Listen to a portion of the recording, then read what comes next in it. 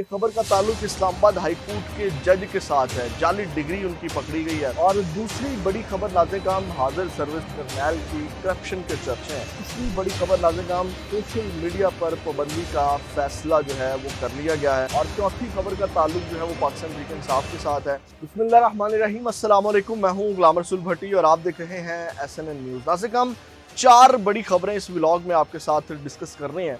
एक खबर का ताल्लुक इस्लामाबाद हाई कोर्ट के जज के साथ है। जाली डिग्री उनकी पकड़ी गई है और इसके ऊपर बात करेंगे क्या कुछ साजिश हो रही है, क्योंकि आपको पता है कि इस्लामाबाद हाई कोर्ट के जजेस ने जिस तरह स्टैंड दिया, अब उनके स्कैंडल सामने आना शुरू हो गए हैं।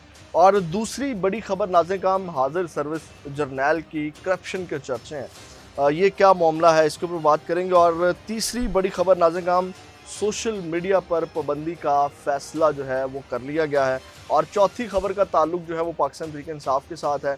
और एक बार फिर पाकिस्तान तहरीक इंसाफ वालों ने आर्मी चीफ को अपना अब्बा मान लिया है। ये क्या सूरत हाल, इसके ऊपर बात करेंगे। सबसे पहले नाज़िम सोशल मीडिया की बात कर लेते हैं कि सोशल मीडिया की पाबंदी वाला क्या मामला है। नाज़िम आपको याद होगा कि सोशल मीडिया की पाबंदी वाला जो मामला है, इसके ऊपर बड़े अरसे से जो है वो गौर किया जा रहा है और ये चाहते हैं कि कोई ना कोई बहाना बना के सोशल मीडिया के ऊपर जो है वो पाबंदी आयद की जाए। और इस हवाले से आपको पता है कि ट्विटर एक्स पहले ही पाकिस्तान के अंदर बंद है और अब बाकी जितने ऐप्स हैं, बाकी जितने सोशल मीडिया और डिजिटल प्लेटफॉर्म्स हैं, उनको बंद करने का फैसला किया गया। बहाना क्या बनाया गया है वो मैं आपके सामने रखता हूँ। जनाब, पंजाब में इसका नोटिफिकेशन भी जारी कर दिया गया है पंजाब कबीना की जानिब से। और पंजाब में मुहर्रम उल हराम के दौरान सोशल मीडिया पर पाबंदी लगाने की सिफारिश की गई है।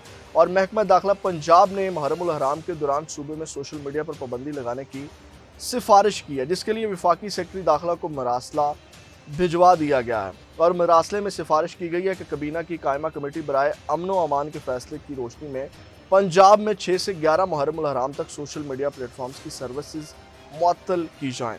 और मरासले के मुताबिक फेसबुक और व्हाट्सएप, इंस्टाग्राम, यूट्यूब, ट्विटर और टिकटॉक की सर्विसेज भी मुअत्तल करने की सिफारिश की गई है। और महकमा दाखिला पंजाब ने इस सिलसिले में chairman PTA, IG Punjab, additional IGs, special branch और CPP को भी आगाह कर दिया है। और इस हवाले से नाज़िम हतमी फैसला वफाकी गवर्नमेंट करेगी, लेकिन ये वो बहाने हैं नाज़िम। पहले भी जो है वो इस तरह होता था, ये ऐप्स बंद नहीं होती थी, ऐप्स मुअत्तल नहीं होती थी। 9-10 मुहर्रम को जो है वो नेट की सर्विसेज जो वो डाउन कर दी जाती थी या मेन शहरों के अंदर जो है वो बंद कर दी जाती थी। ये वो बहाने हैं जिनको बुनियाद बना करके पहले भी ये मामला इस तरह के कोई सोशल मीडिया की वजह से नहीं बने, जिसको बुनियाद बना करके अब ये पाबंदी लगाई जा रही है। इसके पीछे आप समझ सकते हैं मकसद क्या है। ये प्रैक्टिस कर रहे हैं, ये डोज दे रहे हैं, आहिस्ता आहिस्ता चीज़ों को लोगों का माइंडसेट बना रहे हैं कि जनाब इस तरह या इन इवेंट्स के ऊपर हम चीज़ों को बंद कर रहे हैं, एक्सपीरियंस कर रहे हैं, ताकि एक्सपीरियंस करके आपको ऐप्स कौन बंद करता है, नेट बंद किया जाता है इस तरह के मौक़ों के ऊपर, और वो भी आपके सामने है। तो ये एक फ़ैसला किया गया है। और इसके बाद नाज़िम जज वाली खबर आने से पहले सोशल मीडिया के ऊपर एक क्लिप वायरल हो रहा है शहरियार अफरीदी साहब का। सबसे पहले तो मैं आपको ये बताऊं कि इस वक्त पाकिस्तान तहरीक इंसाफ वाले जो हैं उनका जो माइंडसेट है वो क्लियर नहीं है, नज़रिया जो है वो क्लियर नहीं है। यानी कि 9 मई के बाद या रजीम चेंज के बाद जो उनके साथ जुल्म सितम हुआ, वो क्लियर नहीं है कि हमारे साथ करने वाला कौन है। यानी कि करने वालों को कभी वो अब्बा बना लेते हैं, करने वालों के कभी ख़िलाफ़ हो जाते हैं, कभी उनकी हमायत में आ जाते हैं। अब यही शहरियार अफरीदी जो हैं वो जनाब कभी पार्लियामेंट के फ्लोर के ऊपर, कौमी असम्बली के ऊपर, कभी मीडिया के ऊपर रोते हैं और रो करके बताते हैं कि मेरी बेगम के साथ ये हुआ, मेरी फैमिली के साथ ये हुआ, मेरे बच्चों के साथ ये हुआ, हमने जो है वो रात सड़कों के ऊपर गुजारी। और इसके बावजूद आप देखें वो उसमें कहते हैं जी आर्मी चीफ की, ये वसीम बदामी के साथ के प्रोग्राम में थे और कहते हैं आर्मी चीफ की हैसियत तो बाप की होती है।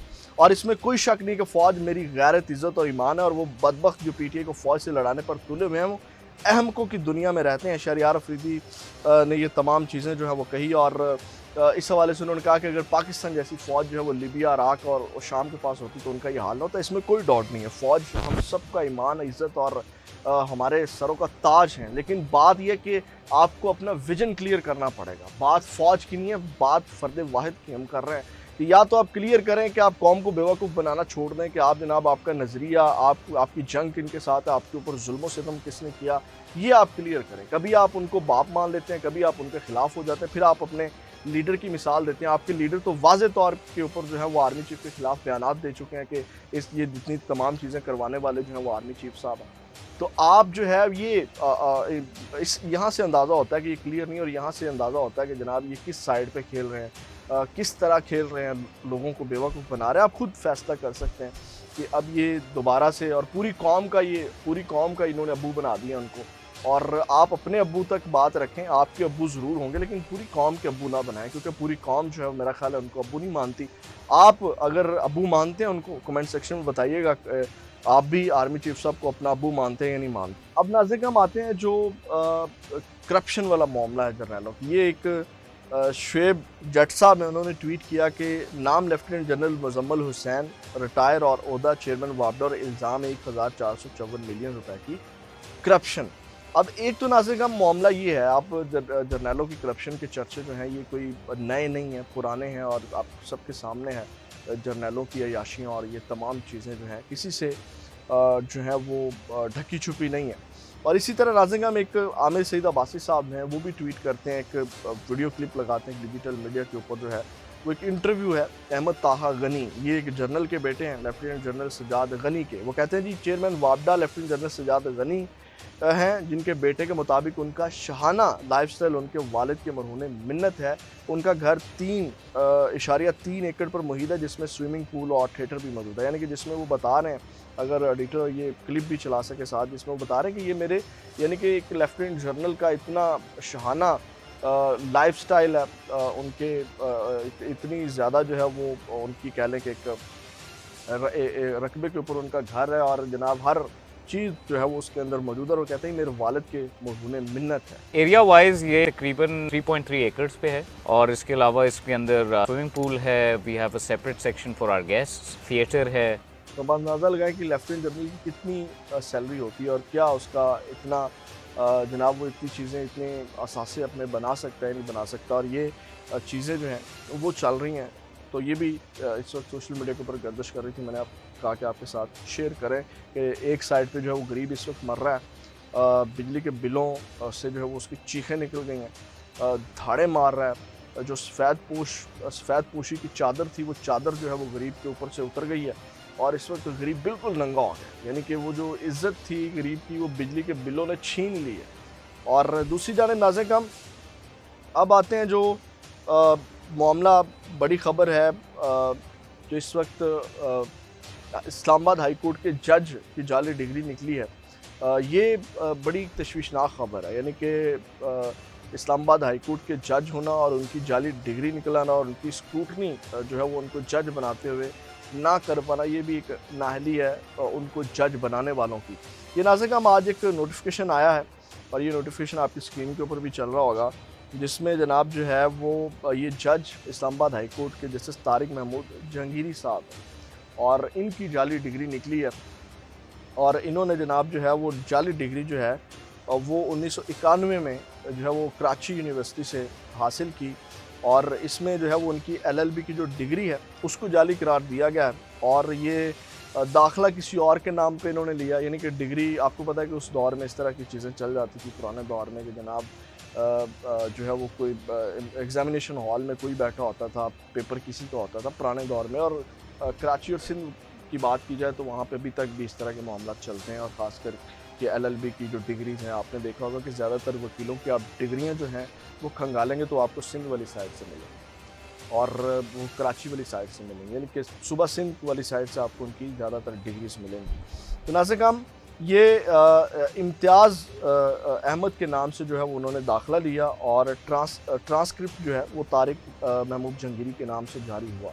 तो ये नाज़रीन का एक मामला सामने आया है, और इस वक्त ये नोटिफिकेशन गर्दिश कर रहा है। आप देखें कि ये वो जजेज़ हैं जो इस वक्त डटे हुए हैं, ये उनके खिलाफ साजिश है। नोटिफिकेशन आपको पता है कि जारी करवाए जा सकते हैं, क्योंकि सिस्टम और ये पूरा निज़ाम के इनके कंट्रोल में है। अब इसको साजिश कहा जाए या वाकई अगर उन्होंने ये डिग्री जाली डिग्री ली है, और जाली डिग्री की बुनियाद के ऊपर वो एक बड़ी कोर्ट के जो हैं वो जज बन गए हैं, तो ये भी एक सवालिया निशान है हमारे निज़ाम के ऊपर कि कैसे एक जाली डिग्री वाला जो है वो इस्लामाबाद हाई कोर्ट के जस्टिस बन के बैठा हो।